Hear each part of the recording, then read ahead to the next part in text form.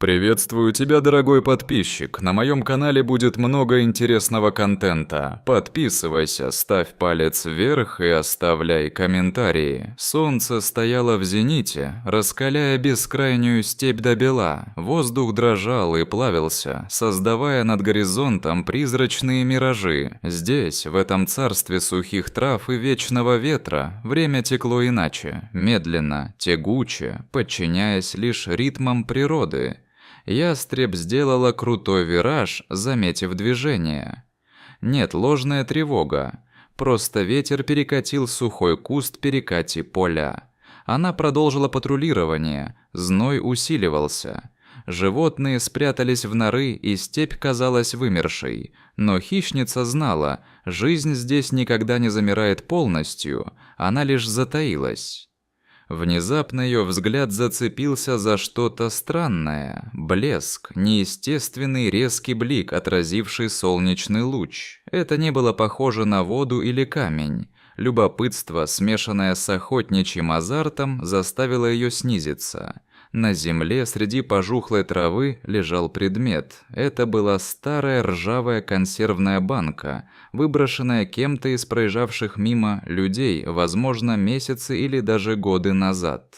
Дожди и снега смыли с нее этикетку, металл покрылся рыжими пятнами коррозии, а острые края крышки были отогнуты внутрь, словно зубы неведомого железного зверя. Но ястреба привлекла не банка. Внутри, на самом дне, сохранились остатки чего-то, что издавало слабый, но манящий запах.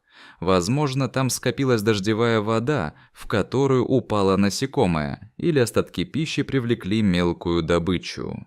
Инстинкт подсказал птице: там есть еда, легкая добыча, не требующая погони. Она приземлилась тяжело, подняв небольшое облако пыли. Сложила крылья, осмотрелась. Вокруг никого. Только ветер и солнце. Она сделала несколько шагов к объекту, смешно переваливаясь на своих когтистых лапах, созданных для захвата, а не для ходьбы. Подойдя к банке, она склонила голову, прицеливаясь. Внутри действительно что-то было. Решение было принято мгновенно. Резкий выпад. Она сунула голову внутрь ржавого цилиндра, пытаясь достать желаемое, и в этот момент мир для нее исчез. Она схватила то, что хотела, и попыталась резко выдернуть голову обратно, но не тут-то было. Зубчатые края жести, загнутые внутрь, сработали как рыболовный крючок. Они впились в перья на шее, цепляясь за кожу, не давая освободиться. Птица дернулась сильнее. Банка, словно живой паразит, последовала за ее движениями, тяжелым грузом повиснув на голове. Паника, холодная и липкая, мгновенно затопила сознание ястреба. Темнота. Она ничего не видела, кроме ржавого дна перед глазами. Звуки мира стали глухими и искаженными, словно она оказалась под водой. Она захлопала крыльями, поднимая пыль и сухую траву. Взлететь. Нужно взлететь. Но тяжесть на шее нарушала баланс. Она подпрыгнула, но тут же рухнула на бок, ударившись о землю. Банка с лязгом ударилась о камень. Страх перерос в безумие. Птица начала метаться по земле, кувыркаясь, царапая когтями почву. Она пыталась сбить проклятый предмет лапами, но когти лишь скользили по гладкому металлу, издавая противный скрежет. Каждое резкое движение причиняло боль. Острые края банки впивались в нежную шею, срезая перья и царапая кожу. Воздуха становилось все меньше. Металл, нагретый солнцем, начал обжигать. Внутри банки становилось душно, как в печи. Прошло, казалось, несколько часов, силы покидали ее, бешеное биение сердца, казалось, вот-вот разорвет грудную клетку. Она лежала в пыли, тяжело дыша, раскрыв крылья в стороны. Совсем рядом, всего в 100 метров, в укрытии сидел ее птенец. Он слышал этот странный шум. Сначала он затаился, как учила мать, сливаясь с землей. Но время шло, солнце пекло нещадно. Тень от куста сместилась, и теперь палящие лучи доставали до его гнезда. Ему хотелось пить, ему хотелось есть. Он издал тонкий, вопросительный писк. Пи-и. Тишина. Мать не прилетала. Обычно она всегда отзывалась, всегда возвращалась с едой или просто, чтобы закрыть его своей тенью от зноя. Но сейчас до него доносились только странные звуки борьбы, удары, шуршания и страшные, незнакомые хрипы.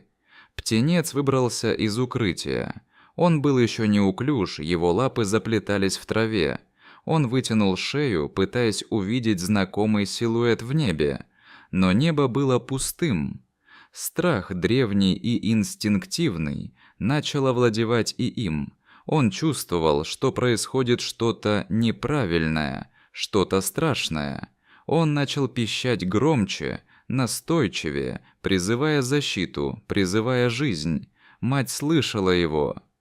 Сквозь металл, сквозь собственный гул крови в ушах она слышала зов своего ребенка. Это придало ей новый импульс ярости. Она снова вскочила, снова начала биться, пытаясь сорвать железный намордник, но банка сидела намертво. Она стала ее тюрьмой, ее проклятием и, возможно, должна была стать ее гробом. Далеко на горизонте поднялся столб пыли. По грунтовке, петляющей среди холмов, двигался внедорожник с эмблемой национального парка на двери. В машине сидели двое. Виктор, пожилой рейнджер с обветренным лицом и глубокими морщинами вокруг глаз, и его молодой напарник Андрей, недавно заступивший на службу. Они совершали плановый объезд территории. Работа была рутинной: проверка водопоев, осмотр ограждений, наблюдение за популяцией копытных.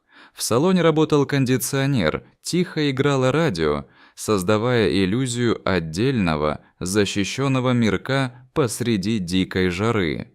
«Ты слышал?» – спросил он. «Что?» Андрей тоже прислушался. Вроде тихо, ветер только. Нет, крик, странный крик. Виктор заглушил двигатель. Тишина навалилась на них тяжелым одеялом, и тут они услышали. Это был не просто крик птицы, это был звук полный боли и механического скрежета. «Вон там». Виктор указал рукой на группу низких кустарников метрах в 200 от дороги.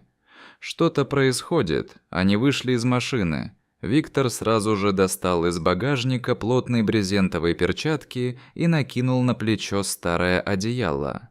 Андрей, видя серьезность напарника, схватил аптечку и инструменты. Они двигались осторожно, стараясь не шуметь, хотя шум, который производило существо впереди, заглушил бы и стадо бизонов. «Смотри», — шепнул Андрей, останавливаясь. Картина, открывшаяся им, была душераздирающей. Могучая птица-ястреб каталась по земле, безуспешно пытаясь освободить голову из ржавой банки. Она была истощена, перья взъерошены и покрыты пылью. Рядом, в траве, сидел пушистый птенец и отчаянно пищал, глядя на мучения матери. Они начали приближаться. Ястреб, почувствовав вибрацию шагов, замерла на секунду, а затем начала биться с удвоенной силой. Она чувствовала присутствие крупных существ, хищники, враги. Инстинкт кричал «беги», но тело не слушалось. Виктор сделал рывок. Одеяло взметнулось и накрыло птицу, погасив ее панические движения. Опытный рейнджер мгновенно, но бережно прижал тело ястреба к земле, фиксируя опасные когти. «Тихо, тихо, маленькая», — приговаривал он низким, успокаивающим голосом. «Мы не обидим, мы поможем». Птица под одеялом дрожала мелкой дробью. Ее сердце колотилось так сильно, что Виктор чувствовал эти удары через плотную ткань и свои ладони. «Андрей, давай, только голову держи». Молодой рейнджер опустился на колени. Он видел шею птицы, скрытую ржавым металлом. Ситуация была хуже, чем казалось издали. Ободок банки плотно врезался в перья, уже появилась кровь. Ястреб тяжело дышал, открывая клюв внутри своей тюрьмы, хватая спёртый воздух. Андрей достал инструмент. Его руки, обычно твердые, сейчас предательски подрагивали от адреналина и ответственности. Одно неверное движение, и спасательная операция превратится в убийство. «Спокойно», – прошептал он сам себе. Он аккуратно подцепил край банки кусачками. Щелк. Металл поддался, но лишь чуть-чуть. Нужно было сделать разрез вдоль, чтобы разогнуть цилиндр. Кхр! Птица дернулась, почувствовав прикосновение к банке. «Держу, держу, работай», – скомандовал Виктор. Андрей сделал еще один надкус. И еще. Сантиметр за сантиметром он прорезал путь к свободе. Жесть была старой, но вязкой. Пот заливал глаза, скатывался по лбу, щипал, но он не смел отвлечься, чтобы вытереть его. Солнце пекло их спины, как раскаленная сковорода. Птенец, видя, что большие существа схватили маму, затих. Он сидел в траве, превратившись в серый комок страха, и наблюдал. Он не понимал, что происходит, но инстинкт подсказывал ему не привлекать внимания. «Еще немного», – прохрипел Андрей. Он дошел до середины банки, теперь нужно было разогнуть края. Он отложил кусачки и взял плоскогубцы. Осторожно, миллиметр за миллиметром, он начал разводить металл в стороны. Скрежет металла, птица снова дернулась, издав жалобный стон. «Потерпи, родная, потерпи», – шептал Виктор. «Сейчас все закончится». Металл поддался.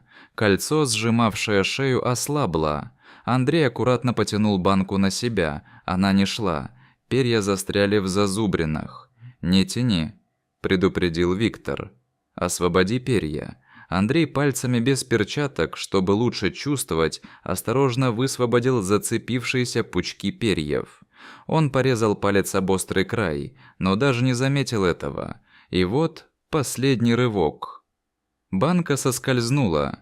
Глухой стук металла о землю прозвучал, как гонг победы. Голова ястреба была свободна. Первое, что она сделала, жадно, глубоко вдохнула свежий, горячий степной воздух. Ее глаза, привыкшие к темноте, сощурились от яркого света. Она бешено вращала головой, не веря, что кошмар закончился. «Отходим», – тихо сказал Виктор. Медленно. Он убрал руки, а затем одним плавным движением сдернул одеяло. Рейнджеры отступили на несколько шагов назад. Птица не улетела сразу. Она лежала на траве, распластав крылья, приходя в себя. На шее виднелся глубокий след от банки. Перья были смяты, местами вырваны, виднелись ссадины. Она посмотрела на людей. Она встряхнулась. Пыль полетела во все стороны. Затем, проверив каждое крыло по очереди, она сделала пробный взмах. Сила возвращалась. Мышцы помнили полет, резкий толчок лапами, и она в воздухе. Ястреб издала пронзительный крик. На этот раз это был тот самый клич победы и силы, чистый, звонкий, властный. Мать нежно коснулась его головы своим грозным клювом, перебирая его пух. Семья воссоединилась, жизнь продолжалась.